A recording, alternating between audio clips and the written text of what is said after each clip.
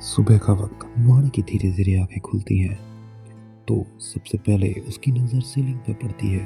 हल्की धुंधली आंखों से वो पलकों को चिपकाती है और गहरी सांस भरती है। तभी उसके जहन में कल रात की हर घटना फ्लैशबैक की तरह तेजी से दौड़ने लगती है।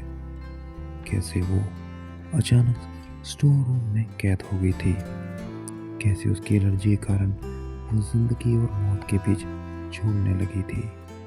और फिर जब उसकी मध्यम आंखें खुली तो उसने अपने करीब किसी का एहसास किया, एक बहुत पहचाना हुआ एहसास। फिर उसे याद आया कैसे वो शोरे की बाहों में ठंडे पानी में भीग रही थी। और फिर वो लम्हा जब उसने खुद को आगे बढ़कर शोरे को इस कदर किस किया था। ये सब याद आते ही वाणी का चेहरा लाल पड़ने लगा। वो खुद में ही शर्म महसूस करने लगी। तभी उसे अपने भीतर कुछ भारी सा महसूस हुआ, जिसे वो एक तरफ हिल तक नहीं पा रही थी। उसकी गर्दन पर हल्की हल्की सांसों की गर्माहट महसूस हुई, जिससे उसकी सांसें रुकने लगी। उसका दिल जोर जोर से धड़कने लगा, क्योंकि शौर्य उससे पूरी तरह चिपक कर सो रहा था। उसकी भारी बॉडी के नीचे वाणी का आधा शरीर दबा हुआ था। शौर्य का चेहरा उसकी गर्दन में छुपा हुआ था। वाणी जम सी गई, उसकी पूरी बॉडी स्टिफ हो गई, उसकी सांसें तेज हो गई और दिल बेहतरी धड़कने लगा। बेचारी वाणी इस दिल धड़का देने वाली फीलिंग को काबू करने की कोशिश करने लगी, लेकिन शौर्य की इतनी ही नज़दीकी उसे और ज़्यादा बेबस कर रही थी। उसके लिए अपने दिल को संभालना बेहद मुश्किल हो गया था। वाणी की धड़कन इतनी तेज हो गई थी कि उसकी सांसें भी कुछ तेज चलने लगी। उसके शरीर में हल्की सी हलचल हुई और इसी झटके से शौर्य की आंखें खुल गई। उसने धीरे से अपना सिर उठाया और वाणी की ओर देखा।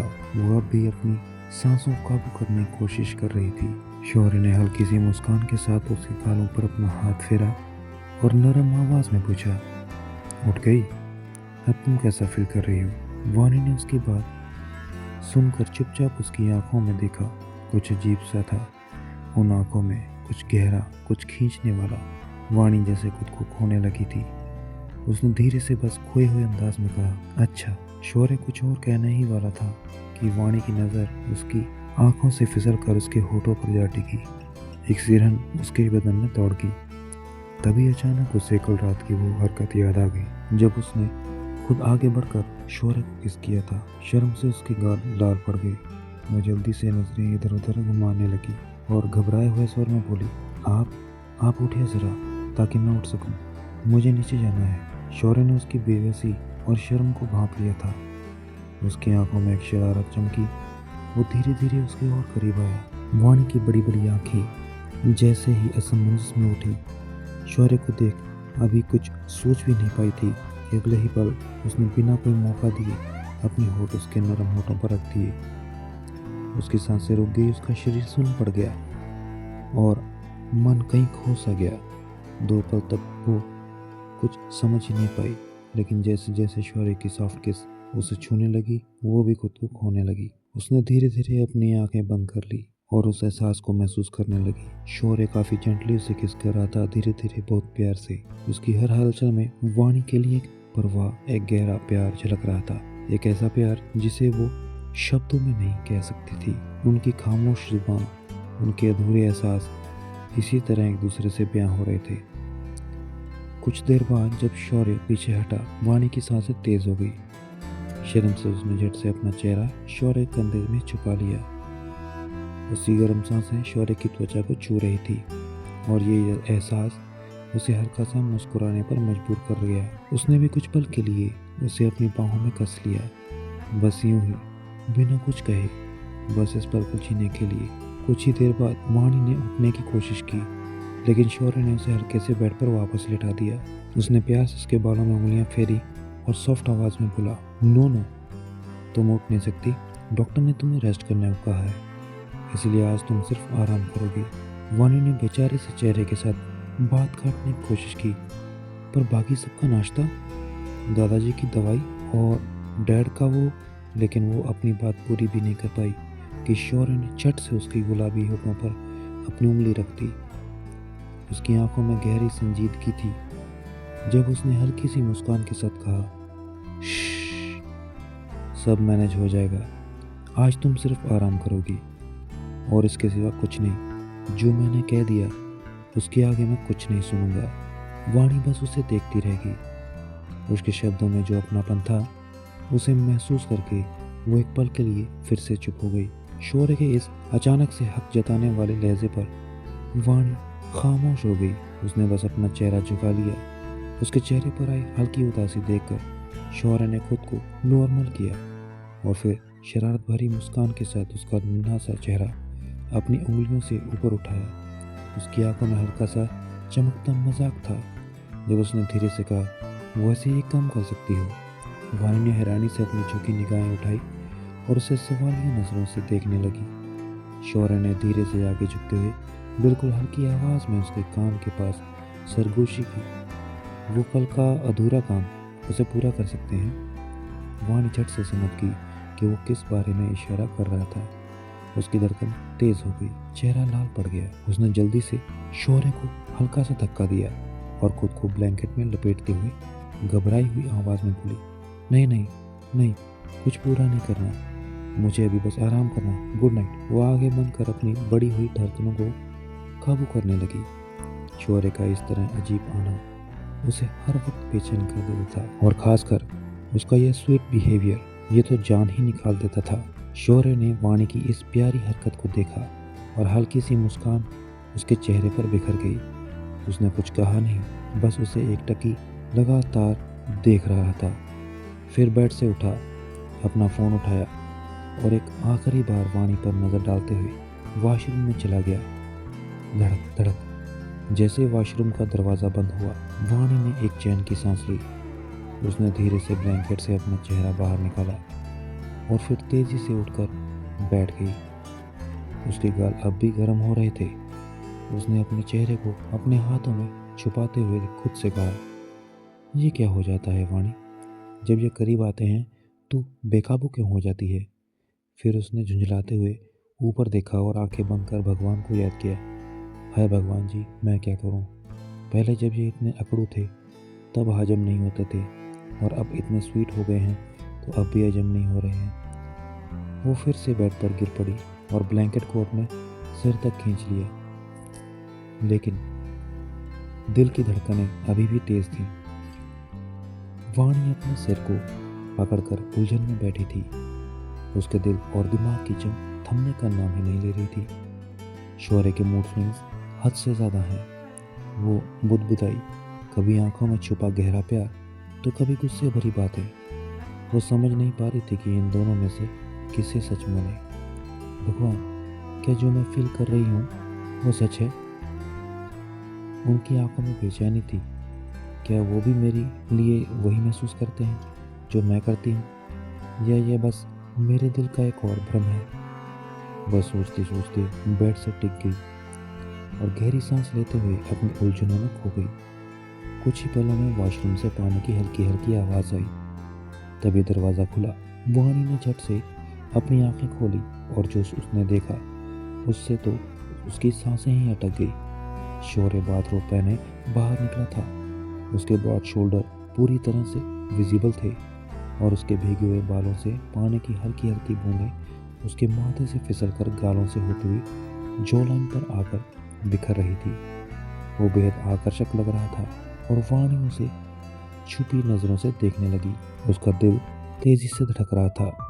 उसने ब्लैंकेट को कसकर पकड़ लिया, लेकिन उसकी नज़रें अपने पति के इस मेस्मराइजिंग लुक से हट ही नहीं रही थी। शौर्य इस वक्त काफ़ी सीरियस था। वो अपने फ़ोन में कुछ चेक कर रहा था।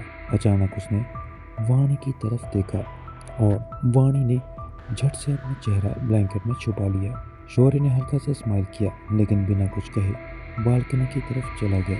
उसने फ़ोन मिलाया और किसी से काफ़ी सीरियस टोन में कहा, "अभी और नहीं, कुछ वक्त उसे यूं ही तड़पने दो, मैं आ रहा हूँ।" वाणी ने सुन लिया था। उसकी आंखें चौड़ी हो गई। कौन किसे तड़पाने की बात कर रहे हैं? कहीं मैं तो नहीं? शौर्य ने जल्दी से कॉल काट दिया और बिना कोई इमोशन दिखाए अपने कपड़े पहनने लगा। वाणी ने एक गहरी सांस ली और उसे तैयार होते देख तुरंत समझ गई कि वो ऑफिस जा रहा है।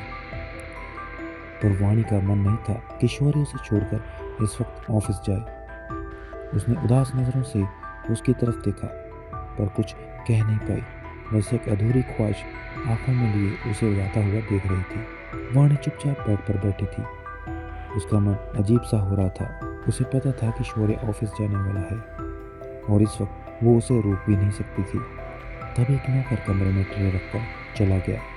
ब्रेकफास्ट की खुशबू हवा में फैल गई, लेकिन वाणी इस वक्त खाने में कोई दिलचस्पी नहीं ले रही थी। शौर्य ने ट्रे उठाई और बिना कुछ कहे वाणी के पास आया। उसने गंभीर लहजे में कहा, ब्रेकफास्ट फिनिश करो। इतना कहकर वो अपना लैपटॉप लेकर सोफे पर बैठ गया और कुछ ईमेल्स चेक करने लगा। वाणी ने उसकी आंखों में देखा, जो पूरी तरह से सीरियस मोड में थी। वो जानती थी कि अगर उसने मना किया तो शौर्य को गुस्सा आ सकता है, इसलिए उसने थोड़ा बहुत खा लिया। जब शौर्य ने देखा ब्रेकफास्ट खत्म कर चुकी है तो उसने लैपटॉप बंद कर दिया और उसके पास आकर उसकी हथेली में दवाई रख दी। ये लो और आराम करो। वाणी ने बिना कुछ कहे सिर हिला दिया और अपनी नजरें झुका ली। शौर्य को उसका यूं खामोश रहना कुछ अजीब लगा। वो उसके करीब बैठा और अपनी उंगलियों से उसकी गर्दन को हल्के से छूकर उसका चेहरा ऊपर उठाया। कुछ ज़रूरी काम है, इसलिए जाना होगा, लेकिन मैं जल्दी आऊँगा। अपना ख्याल रखना। इतना कहकर उसने हल्के से उसके माथे पर एक सॉफ्ट किस किया। वाणी को उसकी इस जेस्चर से एक सुकून सा महसूस हुआ। उसके होठों पर हल्की मुस्कान आ गई। उसने धीरे से सिर हिलाकर सहमति जताई। शौर्य ने उसे धीरे से बेड पर लेटाया और ब्लैंकेट से अच्छी तरह से कवर कर लिया। फिर एक नज़र उसे देखते हुए वह जल्दी से बाहर चला गया। हॉल में फैली बेचैनी। जैसे ही शौर्य नीचे आया, पूरा हॉल उसकी राह देख रहा था। सबके चेहरे पर एक अजीब सा तनाव था। शौर्य ने आसपास नजर घुमाई और तुरंत समझ गया कि कुछ तो गड़बड़ है। तभी एक नौकर ने धीमे स्वर में कहा, सर आपने न्यूज़ देखी? शौर्य के चेहरे के भाव अचानक बदल गए। उसने झट से फ़ोन निकाला और जैसे ही उसने हेडलाइंस पढ़ी, उसकी मुट्ठियां कस गई। रातों रात वोहरा परिवार सड़क पर आ चुका था। उनकी कंपनियां दिवालिया हो गई थी और बड़े पैमाने पर हुए फर्जीवाड़े में मिस्टर वोहरा गिरफ्तार हो चुके थे। स्टॉक्स क्रैश हो चुके थे। बिजनेस पार्टनर्स उनसे मुंह मोड़ चुके थे और उनकी छवि पूरी तरह बर्बाद हो गई थी। लेकिन सबसे चौंकाने वाली बात यह थी कि सीमा वोहरा लापता थी। पुलिस की रिपोर्ट के अनुसार सीमा भी अपने पिता के घोटालों में शामिल थी। उस पर 3 हत्याओं का आरोप था। पहला वो नौकर जो शौर्य घर में काम करता था, जिसने वाणी को वहां बंद किया था।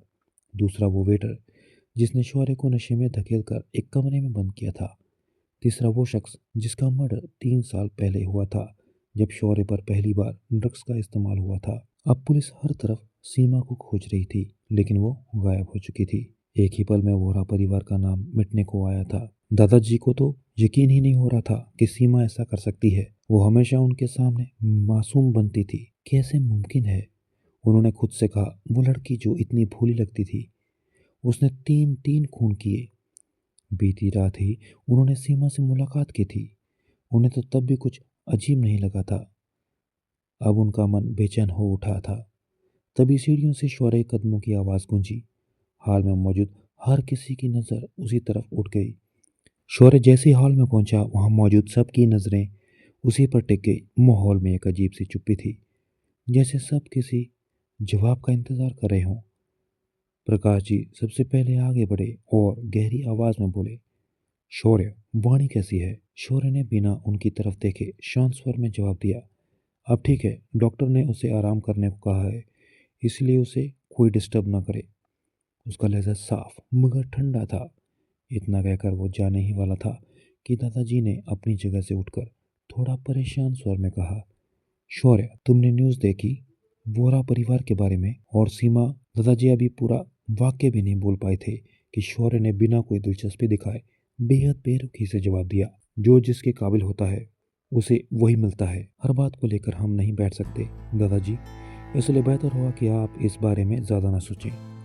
फिर वो तेज कदमों से हॉल से बाहर चला गया। शौर्य की बातों से ज़्यादा उसके हाव भाव ने दादाजी को चौंका दिया। इतनी बेपरवाही, इतनी ठंडक, क्या ये महज इत्तेफाक था? उनके मन में संदेह का बीज अंकुरित होने लगा। शौर्य का इस मामले से कोई लेना देना तो नहीं। उन्होंने सोचा, लेकिन क्यों? वोरा परिवार से उनका पुराना रिश्ता था। क्या शौर्य के मन में कोई पुरानी रंजिश थी? प्रकाश जी की तटस्थता और ईशान की खुशी। प्रकाश जी को इन सब मामलों से कोई फर्क नहीं पड़ता था। उन्होंने 25 साल पहले ही इन सब चीज़ों से दूरी बना ली थी। उनका बस एक ही मकसद था, अपनी ज़िंदगी को शांति से जीना।